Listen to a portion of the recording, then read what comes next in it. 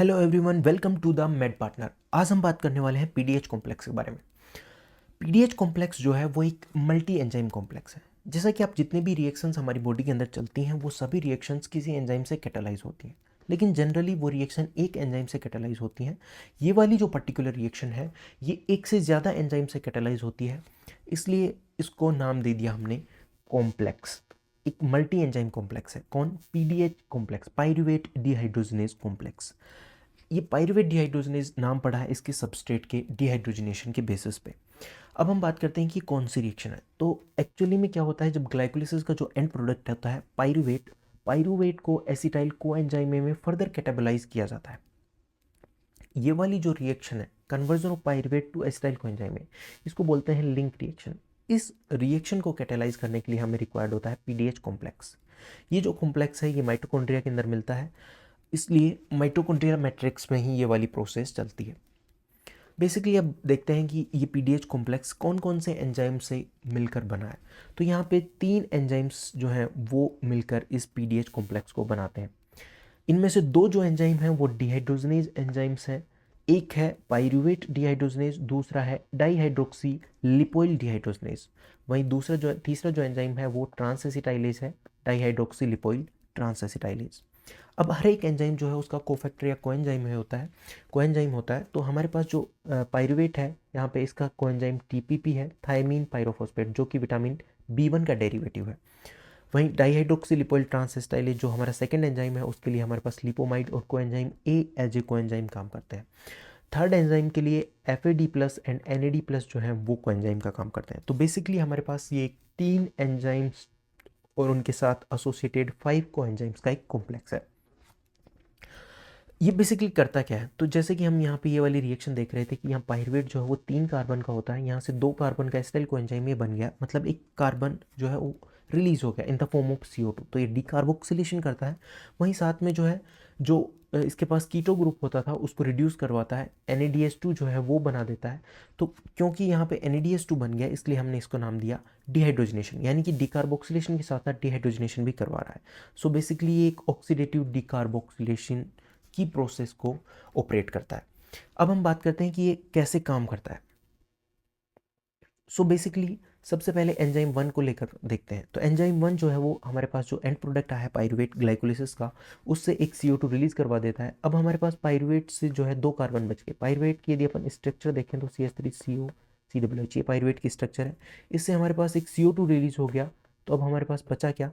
हमारे पास बच गया 2 कार्बन जब बच गए तो 2 कार्बन से इथाइल यहाँ पे आ गया, और इसका जो एंजाइम 1 था, जो उसका जो कोएंजाइम होता था TPP, वो इसके साथ एड ऑन हो गया तो इथाइल TPP बन गया। और क्योंकि यहाँ पे रिडक्शन भी हो रहा है तो ये जो कीटो ग्रुप था वो हाइड्रोक्सी ग्रुप में कन्वर्ट हो गया, हाइड्रोक्सी इथाइल TPP। तो यदि आप इसे थोड़ा सा लॉजिक से याद रखेंगे तो ज़्यादा याद रहेगा।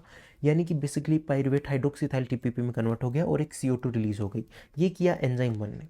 अब एंजाइम 2 जो है इस हाइड्रोक्सी इथाइल TPP को वापस रीजनरेट करवाता है TPP में।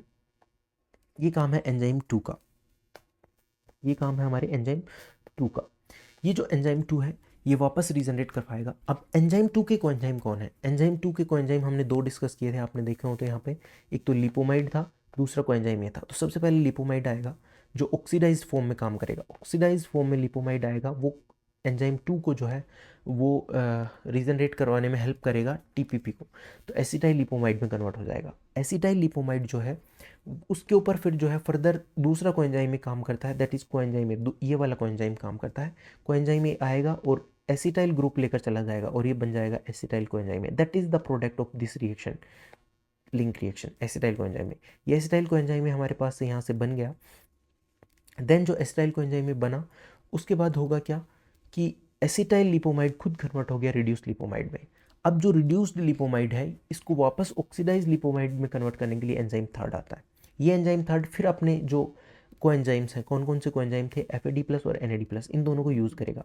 FAD प्लस जो है वो यहाँ से FADH2 में कन्वर्ट हो जाएगा और FADH2 से फिर हाइड्रोजन ले लेगा, NAD प्लस और NADH में कन्वर्ट हो जाएगा। ये जो फाइनली NADH बना ये ETS में चला जाता है, इलेक्ट्रॉन ट्रांसपोर्ट चेन के अंदर, एंड वहाँ पे जाकर ATP प्रोडक्शन में हेल्प करता है। तो ओवरऑल ये था एक complete overview how PDH complex works.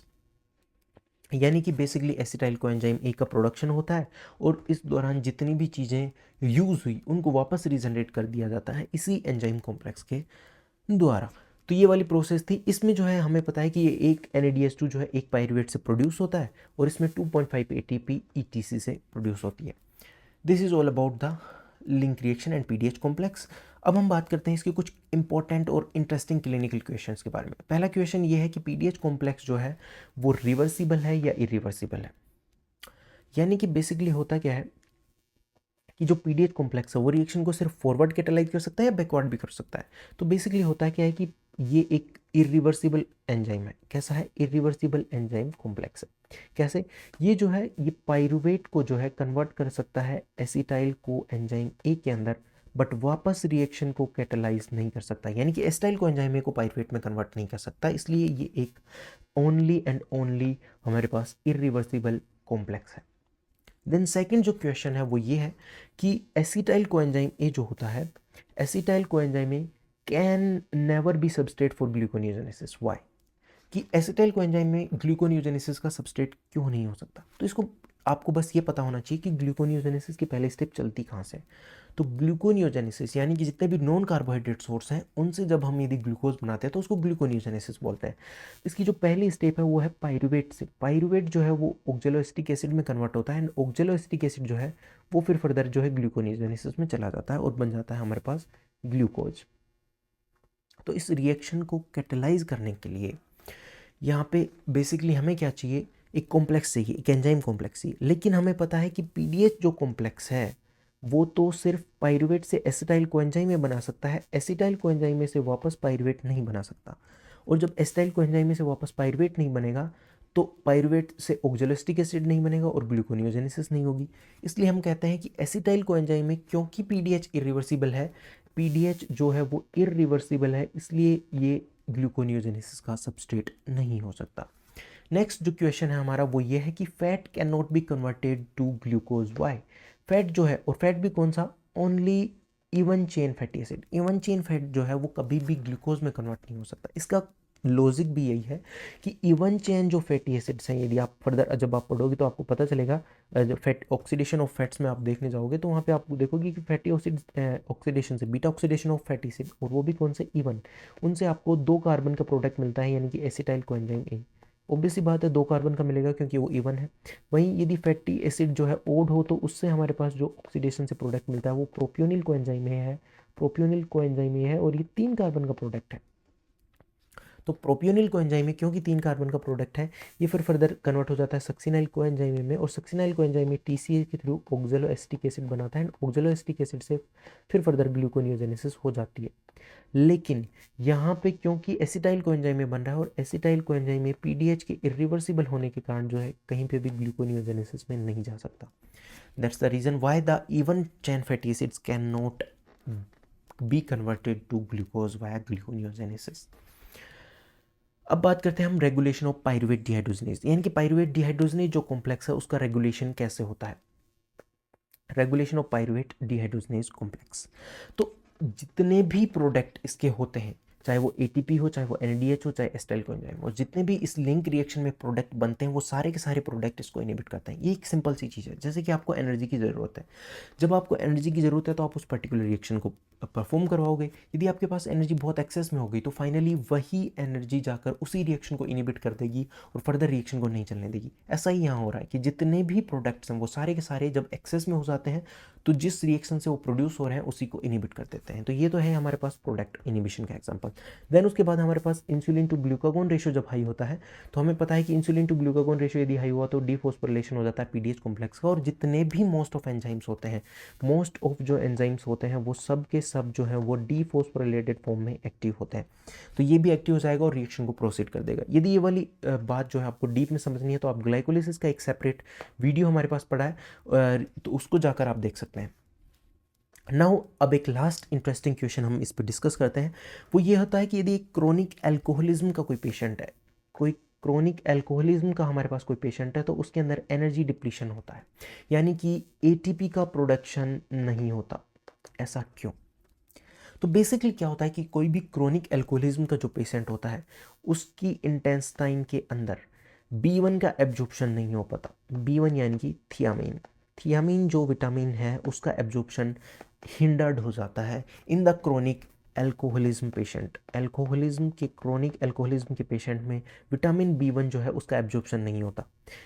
जब इसका एब्जॉर्प्शन नहीं होता तो टीपीपी जो है वो नहीं बनता, एंड टीपीपी कोएंजाइम का काम करता है इन द पीडीएच कॉम्प्लेक्स।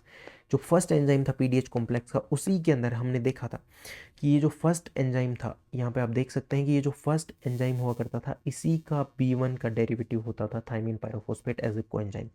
तो जब कोएंजाइम नहीं होगा तो हमारे पास ये पीडीएच कॉम्प्लेक्स जो है वो काम नहीं करेगा, और जब पीडीएच कॉम्प्लेक्स जो है वो काम नहीं करेगा तो पीडीएच कॉम्प्लेक्स जब काम नहीं करेगा तो हमारे को पास क्या नहीं बनेगी, ग्लूकोनियोजेनेसिस नहीं होगी, sorry acetyl co enzyme A नहीं बनेगा, and acetyl co enzyme A यदि नहीं बना तो फिर फर्दर टीसीए नहीं चलेगी, फिर फर्दर ईटीएस नहीं चलेगी, एंड फाइनली एटीपी तो बनेगी नहीं। तो क्योंकि ये फर्दर जो रिएक्शंस हैं टीसीए और ईटीएस उनको रोक देता है, क्योंकि एसिटाइल को एंजाइम के फॉर्मेशन से रोक देता है, दैट्स वाई क्रोनिक एल्कोहलिज्म के केस में एनर्जी का डिप्लीशन देखने को मिलता है। Thank you, this is all about pyruvate dehydrogenase complex. Hope ये वीडियो आपको पसंद आया होगा। आप इस वीडियो को लाइक करें और शेयर करें, and don't forget to subscribe this channel, because बहुत सारे बायोकेमिस्ट्री के सिंपल एंड स्वीट कॉन्सेप्ट्स ऐसे ही वीडियोज़ के फॉर्म में आपको इस चैनल पे मिलते रहेंगे। So don't forget to subscribe. Thank you.